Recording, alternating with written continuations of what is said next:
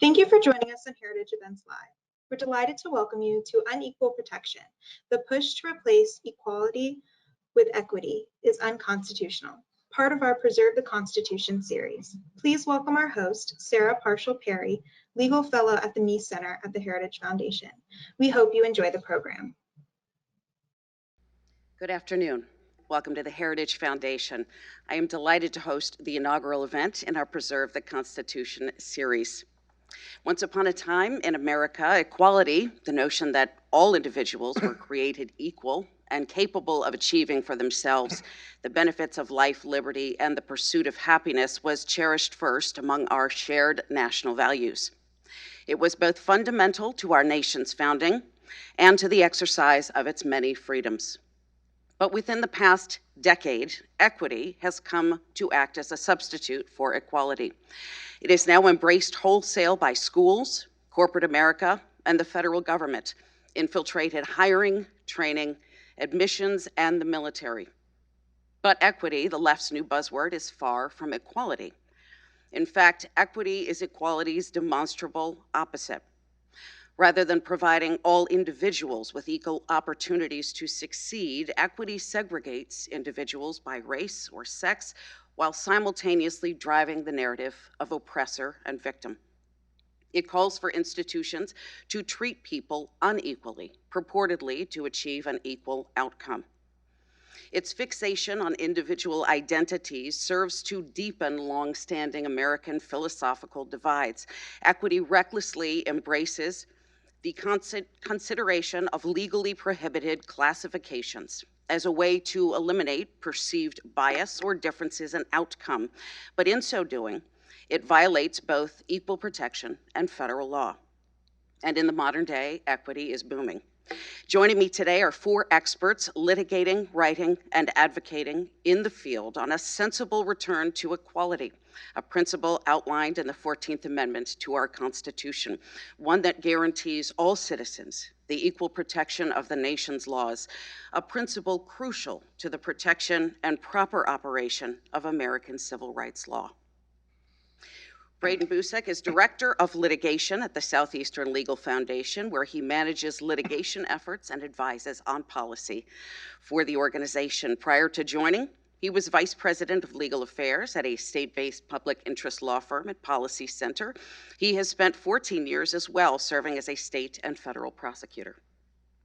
Rick Essenberg is the founder, president, and general counsel of the Wisconsin Institute for Law and Liberty, one of the more active state-based think tanks in the nation. He is a frequent litigator in state and federal courts and a nationally recognized scholar and commentator on constitutional law. Mike Gonzalez is our Heritage Foundation Senior Fellow for Foreign Policy and our E Pluribus Unum Fellow, writing on critical race theory, identity politics, diversity, multiculturalism, and nationalism. He spent close to 20 years as a journalist all around the world, later serving under President George W. Bush under the Security and Exchange Commission, as well as the State Department's European Bureau. His most recent book is Black Lives Matter: The Making of a New Marxist Revolution. Wen Fa is counsel with Pacific Legal Foundation and litigates in the areas of free speech and equality before the law. He was one of the primary attorneys in 2 of PLF's recent Supreme Court cases, Minnesota Voters Alliance versus Mansky and Cedar Point Nursery versus Hasid. Wen represented a university professor, an Army veteran, and a musician in their challenge to the California DMV vague speech prohibition, has testified before Congress, written for national publications, and served with the Human Rights Initiative and the Austin chapter of the Institute for Justice. Wen, let's start with you. Thank you so much, Sarah. So I think this is one of the most important issues, if not the most important issue of the current moment. As Sarah laid out, equity and equality both involve 2 separate sort of notions of what it means to be equal before the law.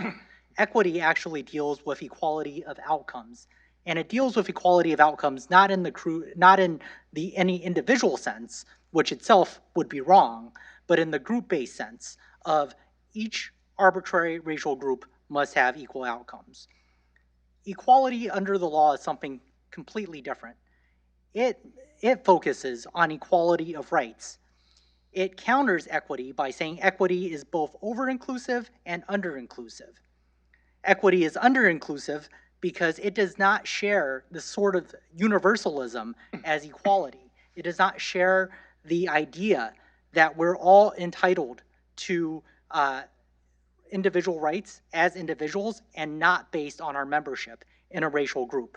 It is also over-inclusive in that it classifies people by crude racial categories. It does not focus on individuals. It does not take into account individual aspirations, individual achievements, and also individual accomplishments. So what does this mean in terms, these are all principles. What do these mean? What do these principles mean in terms of people?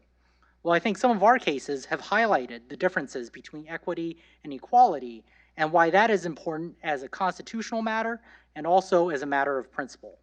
We've represented parents, Hispanic and Black parents in Hartford, Connecticut, in their attempt to get their children into schools, magnet schools with empty seats in that city.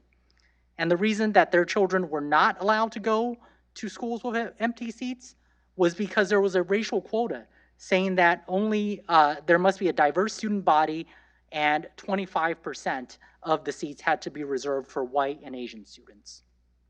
That's what we're fighting for in representing Asian American parents in New York, Virginia, and Maryland in their fight against unconstitutional attempts to change the admissions policy because the school districts wrongly believe that there are too many Asian Americans at those schools and it's not diverse enough for the students. And that's what we're fighting for, I think, along with Braden and Rick on the panel, with our representation of farmers. We represent farmers in 5 different states, including Florida, Texas, and Oregon, and we represent them in challenging a farm loan policy that says that you are entitled to farm loan relief if you're a minority, no matter what your circumstances, and you're categorically excluded if you're white, regardless of individual circumstances. So this is an absolutely critical fight. It's an important fight. It's a battle in the courts. It's a battle of ideas, and it's a battle we intend to win. Mike, let me ask you a question. As someone who has written extensively on the notion of equity, who has spoken truly all around the country, and he is fresh off a trip of his own, can you explain to us a little bit about the origins of a notion like equity, how something that is so pernicious but can sound so anodyne has suddenly overtaken the American culture? What is its aim? Yes, thank you very much, and thank you all for being here. That is right. I did get up at 3 a.m. in Mishawaka, Indiana this morning, so do forgive me. I have actually looked at it, and it appears like with many bad things that the use of the term equity spiked under the Obama administration. And I actually haven't pinpointed the year because I've been traveling a lot. But I'm pretty sure it probably starts like a lot of bad things around 2014, which is Ferguson. Ferguson is when obviously we know Michael Brown's killing and Black Lives Matter goes there. And a lot of leftist groups gather in Ferguson and come up with a blueprint. And I think, and if you look at, for example, the Tablet magazine has looked at terms that the New York Times and the Washington Post began to use, and they really do begin in 2014. I was telling my colleagues here earlier that I did have one of my colleagues, Jonathan Butcher, did find this corrupted use of the term equity in a debate in Northern Ireland in the 1990s. And that is a very bad sign that the idea was they were trying to work out a peace process and were having an argument over it. The Catholics and the Protestants did make a difference between equity and equality, but you're quite right that this is a corrupted use of the term. As you said, it does really, really bad things. One of the things that it does, obviously, as you put it, is it uses all these categories that are quite artificial. So it measures outcome based on category versus category.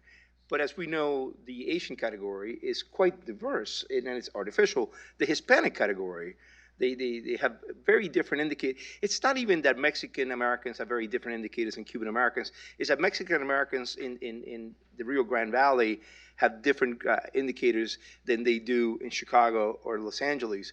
And African American is also, I mean, like if you break down African Americans as a category and you look at Ghanaian Americans and Nigerian Americans, they do better than whites. They have a higher income per household. And if you look at West Indians, for example, in New York, they also have closed a lot of the gaps, a lot of the aid measures that they use. And if you look at family structure, which is really what we should be looking at, because if we look at whites and you look at family structure, we see where they don't perform and then where they do perform. So this is just, these are categories made up by the left in the 70s on purpose. I've written about this a lot. And I had a very large turnout in Mishawaka last night, about 200 people. And one of the lines that I find that always works is when I say race-conscious policies would be a ginormous step backward. We tried this. It was called the Plessy era. It was called Jim Crow. We decided that this was not good for the country. And LBJ, for all his faults, did sign the Civil Rights Act on June 2nd, 1964. And I asked you before we were in the green room, I think this is the Farm Bill. It's actually the first time since then that we have a law signed that acts on, that is racially conscious. Obviously, we have affirmative action, and we have the disparate impact doctrine in many of our laws and policies. But this, what we're looking at, and we really should do everything we can to stop it, is a gigantic step backward to an America that we decided no longer worked. So thank you. Rick, let me ask you a question. This summer, Kate Brown, the governor of Oregon, decided that she would sign a law repealing the state's requirement high school graduates had to demonstrate an ability to read, write, and do math at a high school level. And a spokesman said that these equitable graduation standards would benefit minority communities in Oregon. What is your organization, the Wisconsin Institute for Law and Liberty, seeing in terms of ground level pushback on these equitable policies? Well, there's a great deal of pushback that we see, spontaneous uprising of parents, and I think it's important to acknowledge why. When I was in law school a couple years ago, two of my early professors were Duncan Kennedy, who's the father of critical legal theory, and Derek Bell, who came to be the father of critical legal studies. And they tried to teach me that liberalism, I'm talking about American classical liberalism, not Democratic Party liberalism, was a shuck. And it didn't mean anything. And it was simply about competing power relationships. And that, I think, has led us to the position that we're in now. And I think people are noticing that, and they're becoming very, very upset about it, because one could take the position that Governor Brown only takes only if one sort of sees the equality that is guaranteed by the Declaration and the Constitution as a procedural equality based on consent that has no deeper meaning, when in fact, I think the truth is that the equality that we've all come to recognize is a far deeper equality based upon the dignity of each person. And that so it's a fundamental flaw, it's a category error to speak in terms of equity and equality on a group-like basis. Our concern should not be whether there is group parity. Our concern should be whether every individual who is vying for favor, for a job, for admission to college, whatever it is, get a business, whatever it happens to be, that they are treated without regard to extraneous circumstances such as the color of their skin. And what we've seen now is an extraordinary, blatant, and broad abandonment of that principle. We've decided now that we are going to treat people on the basis of race. I think I had a piece in National Review a while back about how this really goes beyond disparate impact theory. For those of you who are lawyers, we always used to worry about disparate impact theory and what it really did. Ostensibly, it was a way to identify differential treatment, but in practice, it was a way to mandate that the numbers were right. But in every case, when we're using disparate impact theory, we have to point to something that's happened. We have to point to a policy that's adopted that then we argue leads to unequal outcomes. Here we've done away with it. Unequal outcomes is all we need to worry about. And when we brought early in spring cases, we challenged the Restaurant Revitalization Fund. We got a favorable split decision, but a favorable decision with the Sixth Circuit, which stopped that program. When we challenged the farmers program, we got a TRO up in the Eastern District of Wisconsin in Green Bay, where they have a lot of farmers, that stopped that program. It was astonishing to me that the argument that the government made in response to that was really amounted to nothing more than groups are not equal.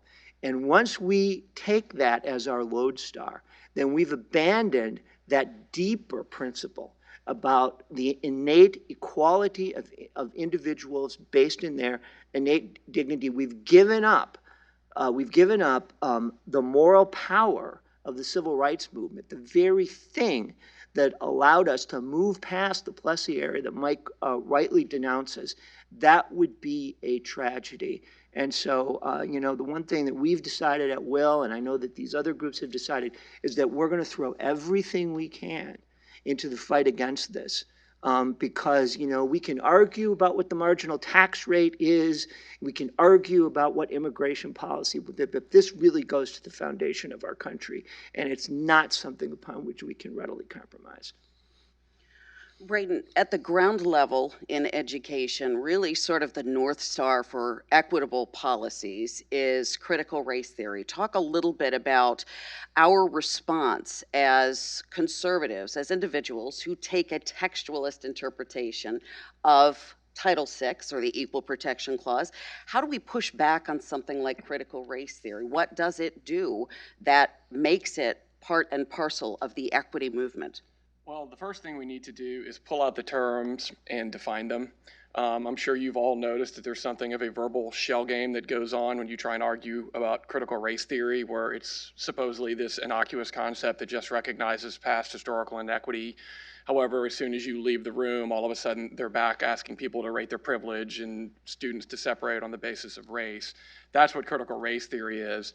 We try to not get too hung up on the labels themselves and just focus on what is actually happening. And that's why if you go to look at some of the work we've done at Southeastern Legal when we plead our complaints, we use a lot of images in our complaints just so people can see what it is. And I would encourage anyone to go look at some of these images, even people who think that critical race theory isn't a problem, even people on the other side of the political aisle. When you actually show them these images from a book called Not My Idea, a book about whiteness, which has a picture of a literal white devil holding up a contract binding you to whiteness, and learn that that is being taught to students as young as pre-K. And then they're being asked to participate in an exercise where they reflect on all of that. Or you have teachers being asked to participate in anti-racist solo rights, or being told that parents are the oppressors of their children, or affinity groups and all these sorts of situations. And, they have to be seen to believe. And, one of the things that's just astonishing is, as they both alluded to, we've had to work really hard to get to the point in time where colorblindness, the concept that we first expressed in the Declaration of Independence, truly became a shared value. And, Rick and I were talking about this a little bit earlier, but we're now at the point in time where nothing will result in your social ostracization faster than, being dubbed and declared a racist. So here we sit in 2021, and coming from some of the most powerful corridors in America, we're being asked to consider colorblindness as an ideal. And I think that's nothing short of astonishing. And again, I'm not mischaracterizing critical race theory. You can take them on their own words. We see this, and we've pled it in our complaints, where you've got images of covert and overt white supremacy, where colorblindness is itself listed as a form of white supremacy. It's not a characterization, that's just what's going on. And your organization has brought 2 lawsuits specifically related to education, one using the First Amendment, 2 teachers who decided that they did not agree and were being forced to acquiesce with perspectives in an equity training that they did not hold, and another representing a teacher who saw affinity groups separated by race, instruction separating students by race using Title VI of the Civil Rights Act. So there are legal mechanisms available to be able to push back on the notion of equity. Rick, talk a little bit about corporations and their efforts to promote diversity, which look tremendously like racial quotas, and what opportunities we might have to use the law to respond to those types of practices. Yeah, I mean, well, there's this thing called woke capitalism, and there's this. Now, I'm gonna be very careful. I think it's Nike or it's one of the athletic companies that now runs a commercial on television that looks like political agitation, which ends with a little girl marching and pumping her fist and saying no justice, no peace, no justice, no peace. And it's amazing to me to think that that the corporate world will be doing this. I think that they've decided that that's how you make money. I also think they've decided, given the social milieu from which most corporate executives, particularly in publicly held companies, come, that this is the respectable point of view that they must follow, and as long as it doesn't really hurt the bottom line too much, that it's something that they will do. But the legal remedies are, I think, a little bit more difficult. Now, one of the things that we talk about, I mean, we certainly have the traditional Title VII remedies. If we're talking about discriminating against people on the basis of race, they're just a little less robust than if we're in the public sector, but I think that they are still there. The second area, and this is the one that I think requires a great deal of sensitivity on behind of line litigators, is when are we going to bring hostile environment claims? So, in the context of Title VII, if you have a workplace, and traditionally this workplace was one in which the hypothesis was that black employees or women employees were treated very, very badly, and that the level of bad treatment could arise to a level which constituted a hostile environment. We have similar concepts in the education field, and that there's no reason in theory that these tools can't be turned around and used to attack things like diversity training, critical race instruction, because oftentimes what we see is particularly hostile. I mean, we get calls about 4-year-olds in kindergarten having to go through struggle sessions, and there was a teacher in a suburban district outside Madison, Wisconsin. So realize this is Madison, Wisconsin, Berkeley with snow, and in which the music teacher took musical instruments away from the white kids so they would know what it feels like. And so, I think that has to be done with a great deal of sensitivity, because hostile environment claims from the get-go, I think, were occasions of sin. They were at odds with at least a notion of free expression. And so our view has been that that's a tool that can be used only in the most extreme circumstances. And I think that, Braden and Kim's case in Skokie is, if there's an example of a real extreme circumstance in which that type of litigation is warranted, that's the prime example, I think, for it. But I think we have to be very, very careful. We also have to be careful in efforts to legislatively ban CRT-induced concepts, because it's not a case like being as tough on crime as we possibly can is a good thing. We know what we want to preclude, right? We want to preclude, this view of America as a fundamentally evil place, which is endemically racist, and which people can no longer be treated based on the content of their character, but must be treated on the color of their skin. We want to stop that, and we can stop that when it comes to government speech. But we don't want to stop teaching American history in full and kids learning about, the antebellum run up to the Civil War, the failure of Reconstruction, all that good stuff. And so I think in these two areas, we have to operate with a great deal of care. I'm going to open it up now to the panel because there's a wealth of experience here and of knowledge. So I'd like to ask just a few questions about where we're seeing some of these equity efforts. We've talked a little bit about education. We've talked about the corporate sphere as well. Just today, an Urban Institute blog came out with a piece entitled Equitable Research Requires Questioning the Status Quo. And 3 criteria of what was deemed to be inequitable research was objectivity, rigor, and exclusive funding. In other words, what we might ordinarily strive for in the case of actually producing usable, finite, true research for the benefit of all. Rigor was deemed to be inequitable, potentially racist. How do we respond to notions of inequity, not just in the academy, but even in spaces where they might ordinarily not be anticipated? We recognize them now in corporations, we recognize them in education. How do we counter something like a lack of objectivity, an inequity in things like research? Actually, that is the basis of critical race theory and the basis of critical legal theory. I can't believe that you were taught by Duncan Kennedy and Derek Bell. I mean, and the basis of critical theory. I can't believe it either. you're quite normal. It really is pulling out the foundations of America that they seek. So when they say that what they want to do, if they see something as perpetuating the status quo, then they, of course, they're going to target it. You brought up Madison. It is in Madison where the first conference is held in 1989, where they give it the name critical race theory.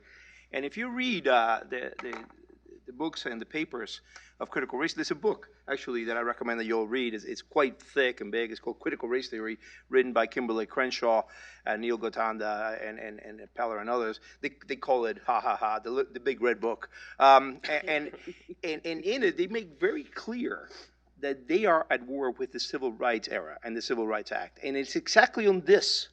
They say they hate Bakke more than we do, because they say that Bakke actually stopped the unequal treatment of Americans according to category that they seek. And they're very obvious about this. And they say that the Civil Rights era was aborted when they say, how could everybody who was in a position of authority should have been fired on June 3rd.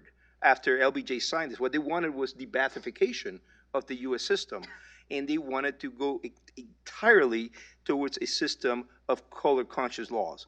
This idea that is actually quite old, the horse race analogy that goes back to Crawley in the 19th century, that you have 2 horses, but one starting over here, they cannot end up in the same place.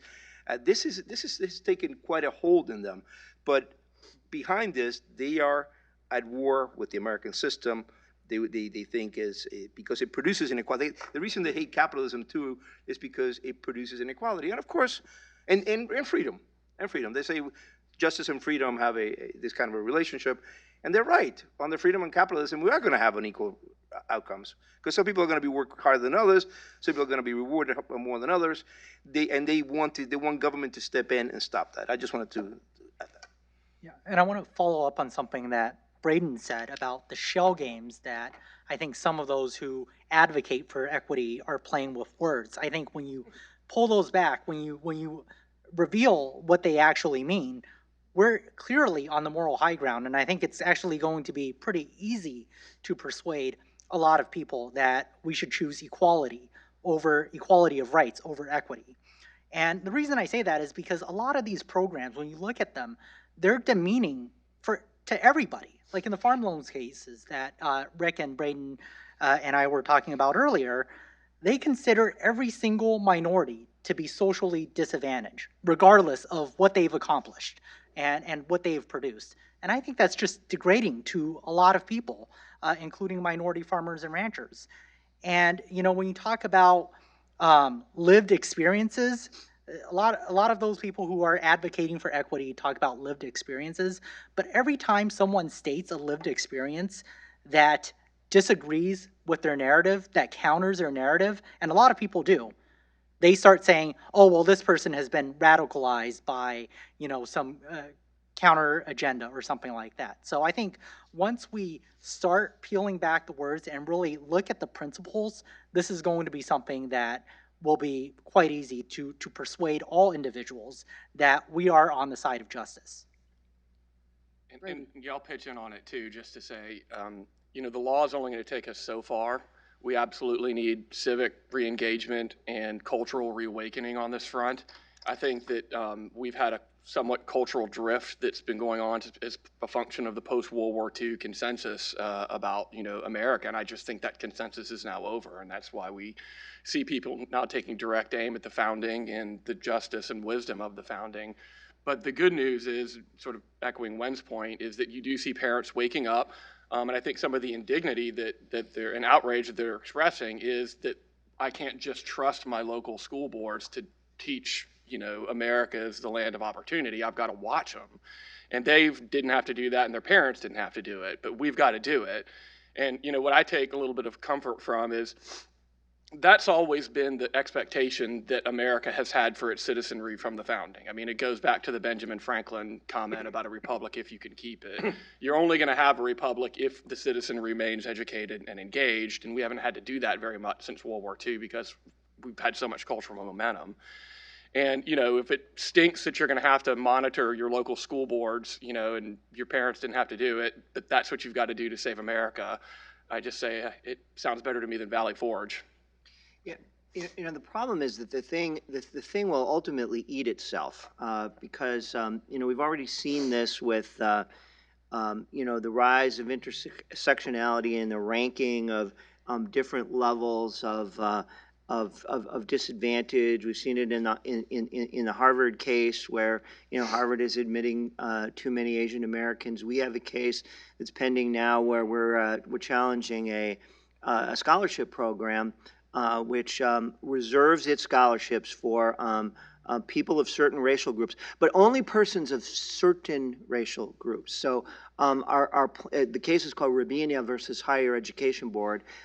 Kiki Rabinia is our lead plaintiff. She is a Thai immigrant, but who came to this country with nothing, got herself a registered nurse degree, works as a nurse, has a high school age son, but her family is not eligible to participate in this program because she is apparently of the wrong minority. And I think that that's inevitable. Because I think if you make the color of your skin or your identity the currency of your worth, we now have to inevitably enter into these gradations. And so, we were before we filed the case, we did what groups like ours do. We got a video crew out there because you got to make that plaintiff look sympathetic. That's very important. IJ taught us that, and so we're taking we're doing film of Kiki. And her English isn't. It's 1,000 times better than my Thai, but it still leaves something to be desired. And at one point, she looks into the camera and she says, "Equal opportunity in America should be for everyone." And that was the moment where I said, "Okay, we don't have to take any more. We don't have to. We're done. This is it." She has managed to distill this in a way which is far more wise than most of our elites, and let's just go with that. But I think that's going to increasingly become an issue here. So I'm going to put you all on the spot here. Just this year, the Illinois Law Review published an article entitled "Allocating Medicine Fairly in an Unfair Pandemic," asking the question essentially whether or not it was lawful and ethical to prioritize certain racial groups above others for COVID-19 vaccination. So how does the panel answer that question? Are you asking us if it's lawful or just? I'd love your response. Yes. No, I don't think we should be allocating precious medical resources based on racial categorization. I think it's obviously immoral and it's also unconstitutional. I don't think there's any way they could actually get away with that if that's what they wanted to do. It just emphasizes, though, that you really are seeing a flood the zone kind of strategy here where, this is just being pushed in all manner of fields. And, we're going to have to be vigilant and watchful and nimble on our feet to catch up to it all. Other thoughts? Not only that, but it uses OMB categories that are artificial, that have nothing to do with biology or culture, which has to do with medicine. Asian Americans are people who hail from the Indian subcontinent or people who hail from Korea or Philippines. The same with Hispanic Americans.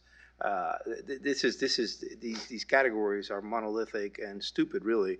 But they were created by, it was the left. We have to understand this. As it was leftist activists who in the 1970s, under the influence of the New Left, really wanted to, and they won because they always win.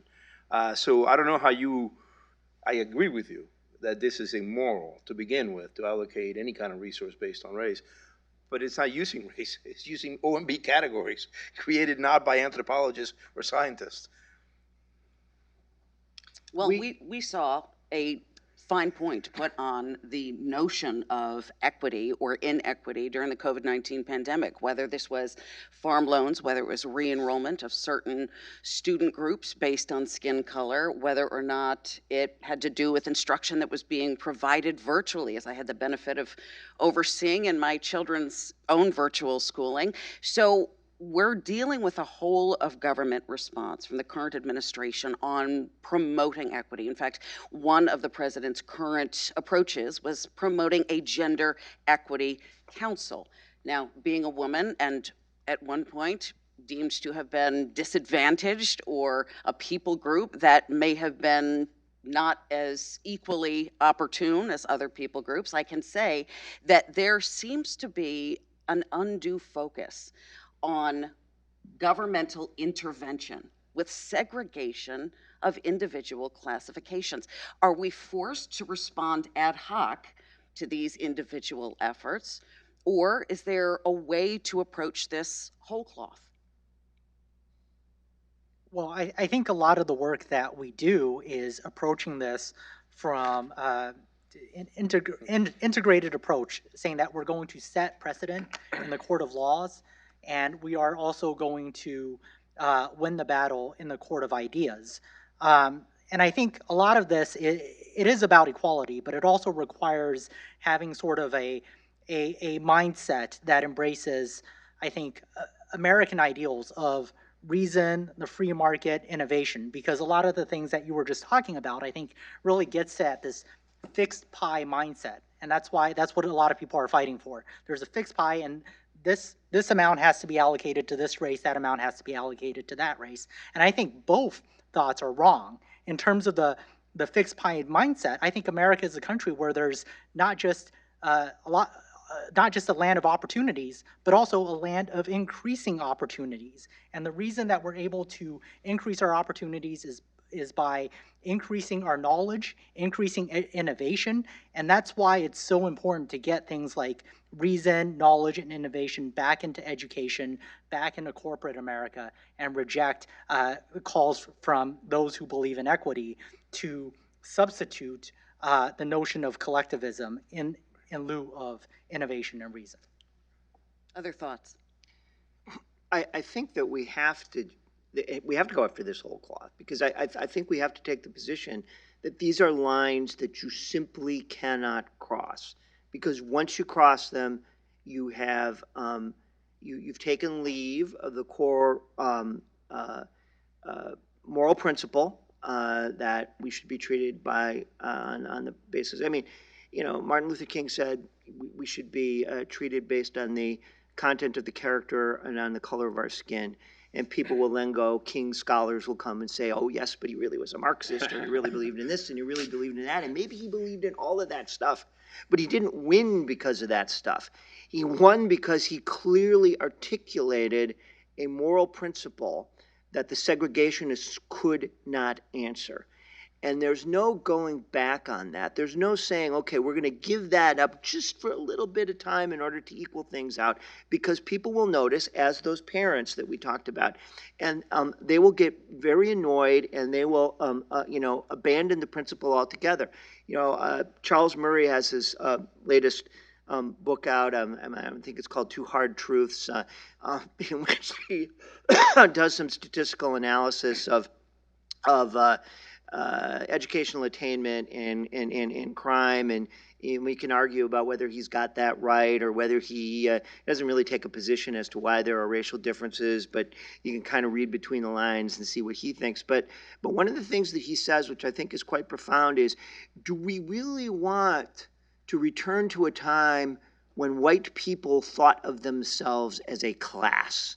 Do we really want to do that? We did that once before. It was really, really ugly. We shouldn't do it. We shouldn't do it again. So I think it has to be a whole cloth approach.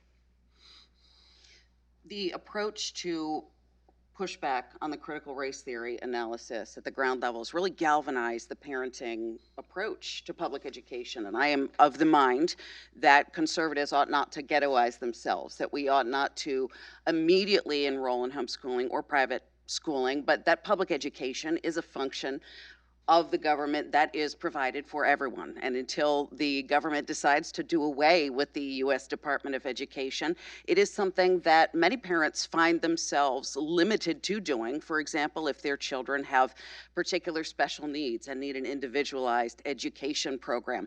What can we learn from parent pushback? Why has this issue itself really proven to be such a lightning rod in, for example, a way that perhaps comprehensive sex education did not? Why are we seeing flooded school board meetings in this precise way? Because go ahead. I was going to say, I think the reason why is because parents are understandably outraged when they see our cultural and nation, our most treasured values being placed under trial. And they understand exactly what Rick said, that if we start promoting a sense of white identity, it's a truly horrible idea. And we're recoiling from the idea that anyone would want to do it.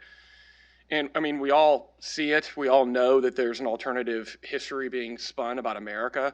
I, live in a very conservative county in one of the best school districts in the state, and my daughter's in 5th grade had a World War II exam where she had to define militarism, Nazism, imperialism, colonialism, and nationalism, all in the same category. And by the way, nationalism was defined as extreme pride in one's country. She had to know the proper names of Japanese internment camps. She did not have to know about Dachau or who liberated it.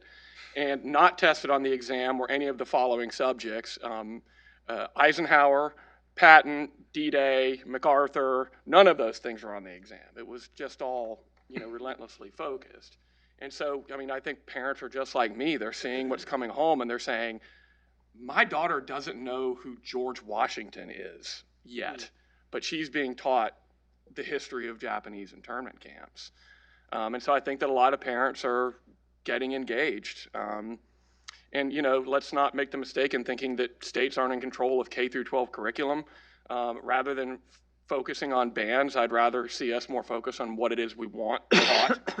That's going to be a lot of spade work into developing, a rigorous K through 12 curriculum and working out all of the troublesome areas. But from broad strokes, we shouldn't be hesitant in saying what we want. We think that K through 12 curriculum should be oriented around 2 things. Number 1, teaching the value of individual liberty, and number 2, teaching the price that Americans have paid throughout their history to secure individual liberty, period. Everything goes under those 2 umbrellas. I think as Rick said, we actually have a winning hand, which is something as a conservative I'm not used to having. In that, as Rick said, the ideal, not just the idea, of that all men are created equal, has a psychic hold on the American mind. Mm-hmm. If we're a nation of a nation really of ideas, I think we can take that too far. I think we also are a nation with a culture. But that is the signal idea. And what happened was, as the critical race theory grabbed the field of civil rights from the critical legal theorists, as Derek Bell defeated Duncan Kennedy's allies and took this, it became dominant. They became dominant inside the law school in the field of civil rights for about 20 or 30 years. But now that because of 2020, because of BLM, that CRT has jumped the lab the way it has and has entered every area of our life, they're meeting the American people. And the American people who have this, on whom the idea of all men are created equal has such a psychic hold, are saying, no, this makes no sense to me. They may not have read the Big Red Book. They may not have read Richard Delgado, but they're saying this makes no sense to me. And so I think this is why you're seeing this outbreak, this humongous backlash. I'm not used to getting 200 people in Mishawaka. I'm not. This is my first time in Mishawaka, but the backlash is enormous because now it entered every area of our life, even the houses of worship, the military, and people say no, we actually do believe in the individual. Our culture is based on individual merit, not collectivism, as you put it. Because what this is collectivism, and we haven't always lived up to all men are created equal, and we have paid a price when we haven't, and when we have solved our problems, is when we have aspired to live by those ideals. So I think that's why you have the backlash that you have. When? What's your thought? Sure. So we've done a lot of these cases in schools all across the country, and what we found is that parents are actually, they're very involved. Some of them are very, very involved in the education of not just their kids, but also children in the area, if that's something that they're passionate about. So we've talked with Gwen Samuel, who's the head of the Connecticut Parents Union, who advocates for school choice and against unconstitutional racial quotas in Connecticut. We've talked to Wei-Wah Chen in Cacagney, advocating against racial balancing in New York specialized schools. And we also talked to Azra Nomani, who is against racial balancing in against Asian American students in schools at Thomas Jefferson in Virginia.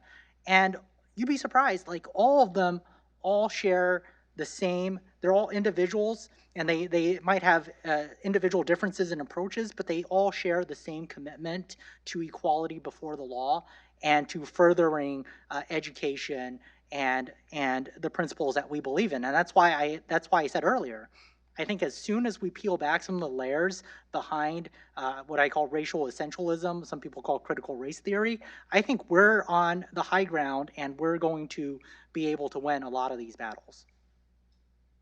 Speaking rhetorically for a moment, how do we ensure that our students, and I'm at the most granular level here because we know that equity has permeated every aspect to a large extent of American life, whether it's medicine, whether it's loan programs, whether it's education, the corporate sphere. Knowing that we have captive audiences in the American school child, how do we ensure that our children are not being subjected to discriminatory notions? And to a certain extent, this will parallel the earlier question that I asked, but understanding that our founding principles are those of equality, and we have the notion of all being equal and subject to the equal protection of the laws. What do we do for the American school child who, for example, there is no option to private or home school? How do we instill those particular values? Do we, as you've mentioned, push for restored civics education and strengthen what we are teaching in our history classes, in our government classes, in our political science classes? What is an aim that parents like me can pursue? So, so what we found so far, there are three things. First of all, you have to find out what's going on, and you can, to the extent that there's a network of parents who are willing to come forward, that helps. One of the things that we found is that, particularly in some parts of the country, there's a great deal of reluctance to come forward because people think that they're going to be shamed and ostracized. I joked about Madison, Wisconsin earlier. My standard line in talks is that when I go to court in Madison, Wisconsin, my objective is to sleep in my bed that night. But people are very, very afraid. And so if they can build up a associations of like-minded people who go and listen to Mike in Mishawaka and form associations and have some strength in numbers that they can do that. Once you find these things out, we've also used open records requests. It's very, very hard, but we've done it, try to find out what the curriculum is, what's going on. Then the first thing you can do is you can bat them around a bit. Because one of the things that you have to do is there's no cost to being woke at this point.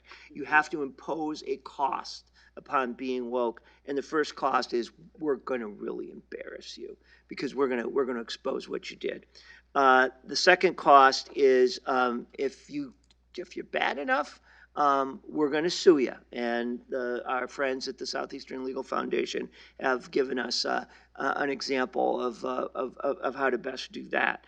And then I think that there can be legislative solutions. They're difficult, as I indicated before. They have to be done in the right way. We've started in Wisconsin with nothing more than a curriculum transparency bill. All the bill says is you got to put the curriculum online. That's not perfect because there are a lot of things that won't get into that curriculum, but it's a start. And then the next level, because this is government speech, people say that, well, you guys fought for academic freedom in this case, that case, and the other case. It's like, this isn't college, guys. This is high school. This is government speech. Somebody is going to be indoctrinated in something, and the political community gets to decide what that is, subject to, a certain amount of safeguards. And so if we do it the right way, we can have legislation which protects people against that indoctrination. The last thing, which I find intriguing, but probably futile and fantastical, is this argument that's being developed that wokeism is a religion and there's an establishment clause claim. I don't believe it for a minute, but that it would work. I don't think I'd want it to work for a variety of reasons, but it really is kind of fascinating to think about. And at a certain level, it's absolutely true. Mike, I saw you furiously writing over there. No, I just thought that somebody's going to be indoctrinated in something, and the political community will decide what it is. It's a wonderful line. I will pinch it. Sometimes I will give you credit for it. But it's been brought up a couple of times that what we want to do, whether it's to ban CRT. I'm actually, despite I think that was a good line, I argue all the time for not banning CRT. I write about CRT, and I want my papers and books to be used and bought by universities and so forth. It's the implementation. When the implementation of CRT violates existing law, or the Constitution, or Title VI, Title VII, and I think that we're on safe ground there, very safe ground. And if the other option, we will lose in the Court of Justice opinion, like Court of Public Opinion. We will people will rightly say, well, we're not assigning 9,000 word essays by Kimberly Crenshaw to fourth graders. We're not teaching CRT. So they could actually, and they would be saying the truth. It would be an untrue truth. But it's the implementation where I think we got them, and it's the implementation where we have the American people on our side by a long shot. Yeah, again, speaking from a perspective of winning rhetoric on the issue, I loved what you said, Rick, about the cost to being woke. We know as far as private enterprise is concerned, we have an option not to buy, for example, Coca-Cola because of what its pursuit of diversity standards look like. Or, for example, Nike, assuming that we've identified that organization correctly and its own diversity, equity, and inclusion efforts. For example, the NFL, for a very long time in organized sports, was taking a very woke perspective. And all of these, the term woke in and of itself really is, it's nothing but camouflage for these equity efforts, and it provides cover for an ideological attempt to gut what has been fundamental law in the United States for centuries. So let me ask the panel, how do we reward American opportunity? How do we promote American opportunity? And this is a very big question, without making sure that populations who are coming from more disadvantaged backgrounds are not being diminished in their own capacity? How do we make sure we reward merit while at the same time providing a level basis for which all citizens can thrive? Well, I think one of the ways we can do that is to tear down barriers to entry. When you have newer businesses, startup businesses, they often face a lot of different barriers, anywhere from occupational licensing requirements to the time and cost it takes to get a permit, and multiple permits in many cases. So I do think it's true. I think what a lot of people on the woke side do not realize, or do not admit, is that America has made tremendous progress in actually living up to the ideals of equality before the law. But in terms of economic opportunity, we want a society in which each individual is determined by that person's merits, that person's aspirations, that person's achievements, not who that person's grandfather was. And I think that's the best way to promote individual opportunity for all Americans. Yeah, the free market system works, and it's working right now. We have to recognize that it does work. In the Ozarks, 4 days ago, I met an immigrant from Bulgaria who felt completely American, who was making who was making a life for herself. Last night, I talked to a small businessman in Mishawaka who was from Bolivia. What he wants to do is grow his business. That's all he cares about. He's actually quite patriotic, loves being American. I think that we have to understand that this is the land of opportunity. It continues to be the land of opportunity, despite what we're being told constantly. Yeah, we're having our 10th annual dinner next month in Milwaukee, and the keynote speaker is Dr. Glenn Lowry, who talks about, there's a narrative of victimization, there's a narrative of development, and you need to choose. And I think you need to hold up places which are phenomenally successful. One of my colleagues, a fellow of ours, in his full-time gig, runs the Free Enterprise Academy at Milwaukee Lutheran High School. This is a school in the inner city. It's I don't know if it's 100% black. It's pretty close if it's not. And yet by taking this different approach, they've chosen Dr. Lowry's narrative of development. And, we've done a lot of work evaluating the outcome of what is a very extensive school choice program in Milwaukee, which is usually focused entirely on the city of Milwaukee. And it's not perfect, but it works. And I think that we have to stop being, you're right, it works, and we have to stop being defensive about the fact that it works. We have to celebrate the fact that it works. Braden, your thoughts? Well, I mean, Wen's right, removing barriers, and the two biggest areas are education and entrepreneurship. And it seems to me that as conservatives, we have a great deal to say on both subjects. I don't think it's coincidental that, we're talking about this kind of stuff going on through schools. And I mean, when you study these curriculums, I'm just struck by, among other things, what a colossal waste of time it is to invest all of this time and energy teaching kids identity politics when they need to learn how to read and write. Mm-hmm. And oftentimes these are going on in schools with horrendous performance rates. And I don't think that that's an accident. I mean, I think that part of the reason why this has taken hold so quickly is because it holds out the specter of a panacea solution to a very deep and troublesome problem. And that is why in many places, particularly in minority communities, you have such a chronic record of underperformance in those schools. And I'd rather, if you're in charge of those policies, it's a lot easier to attribute this as a cause than explain why for decades you've been producing 10 to 12% of kids who can perform at grade level. Mm. So, we be engaged in educational policy and entrepreneurship. One last question, and then we're going to open it up for audience questions, both in person and online. What are some buzzwords that those who are in the audience today ought to listen to? Because there are not only equity efforts, but equity operates in partnership with other concepts. So what are those particular words for which the average American ought to be attuned to that are going to be affecting multiple aspects of everyday life? Equity, anti-racism, privilege,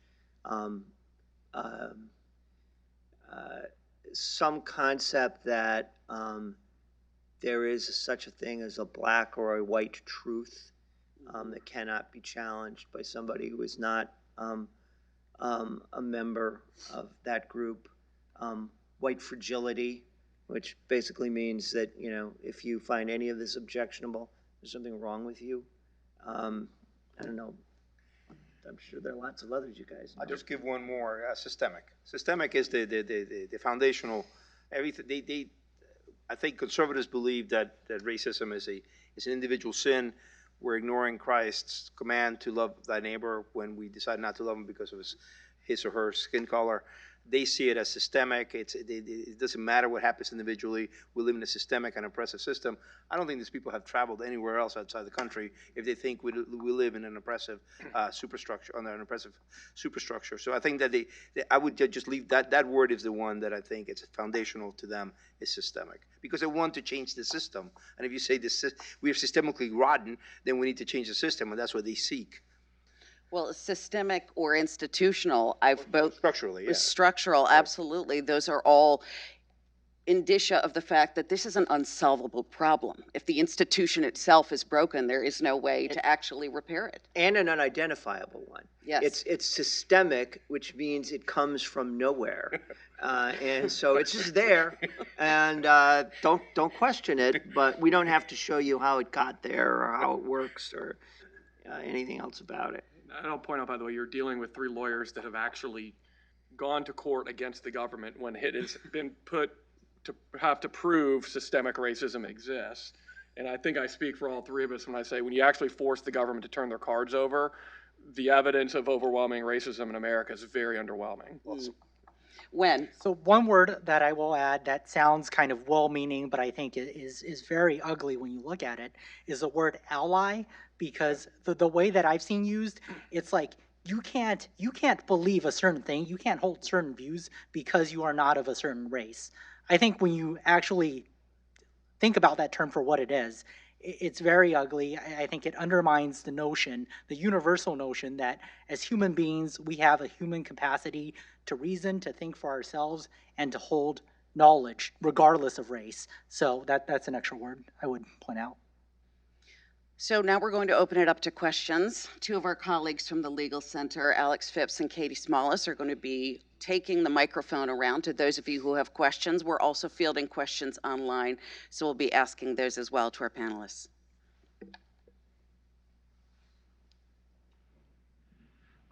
You mentioned these ideas and the kind of opposing ideas like opportunity or result. You mentioned disparate impact.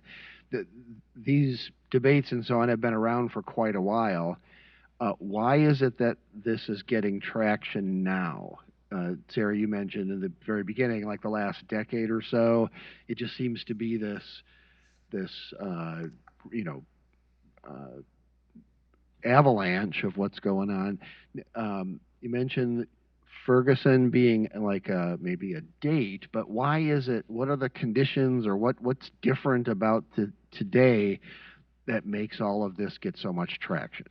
I'll just briefly answer that. First, I just wrote a book on BLM, so obviously to a hammer, everything's a nail. I think it's BLM. It really is 2020. It was a shock to the system. It was the costliest, disturbance, the civic disturbance in U.S. history. I think that everything changed. It jumped the lab into. Yes, CRT has started to enter. All these concepts have started to enter K through 12 in the years previously, but it then in 2020 just became overwhelming. Ferguson is the beginning of that, and I think that's what the tablet did in tracking these terms. That's how I will answer. Other questions? So a smart woman said to me in defense of the word equity that she'd had an experience where she was tutoring a young girl whose mother had died and whose father had been deported. And so she realized, the woman, that this girl needed basic help just to even get to the point where she could get into her classroom and keep up with the other kids. And part of my concern is that I think for a lot of people, equity gets at that. It's the famous cartoon that we've all seen of the 3 kids of different heights standing on the 3 different size boxes. How can we better use the concept of equality to get at that sense of, helping people at least get to some sort of level ground. Well, I mean, I think that's a great illustration of the term equity and how vague its parameters are. It's also illustrative of something of the verbal shell game I mentioned earlier. No one would be against that person getting extra help. I mean, I don't think that's even equity or equality. That's just compassion. And being in favor of equality doesn't mean you're against compassion. Now, I don't doubt that there are people who are going to defend equity by using that as an example of that's what they mean. But of course, that may be part of what they mean, but that's not the part that anybody has a problem with. The part that would make that problematic is if somebody said the solution to helping that little girl is to go next door and find somebody else of a different race and start doing something to disadvantage him so as to privilege this one little girl. Or to use her disadvantaged situation to justify providing the help that she needs to catch up to somebody else who just happens to have the same skin color or a demographic characteristic as her. One of the things that happened to us during during pandemic days is this was back when there was a panic about testing, and there was in the city of Milwaukee, black folks were getting tested less than white folks.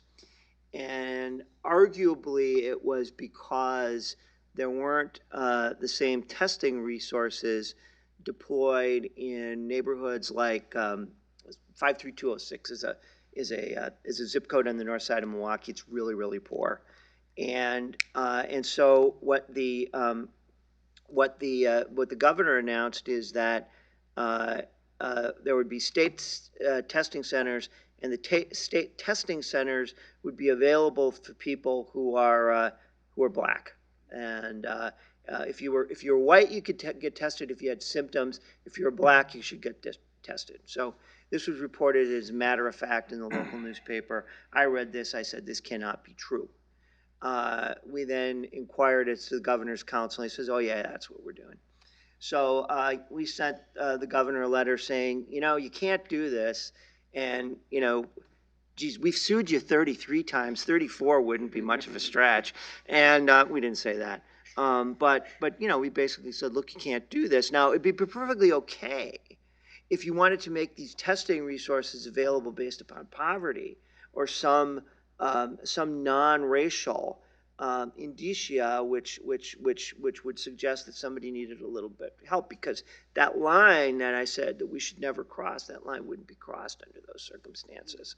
And so we can argue about what kind of help works and what kind of help is counterproductive, but as long as we're doing it based upon the individual circumstances of this child and not based upon assumptions based upon her race or other demographic characteristics, I think we're okay.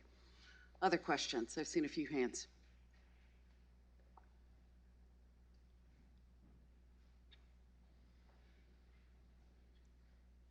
Katie wore sensible heels today. That was a wise choice. It seems to me that the left is very good at word salad.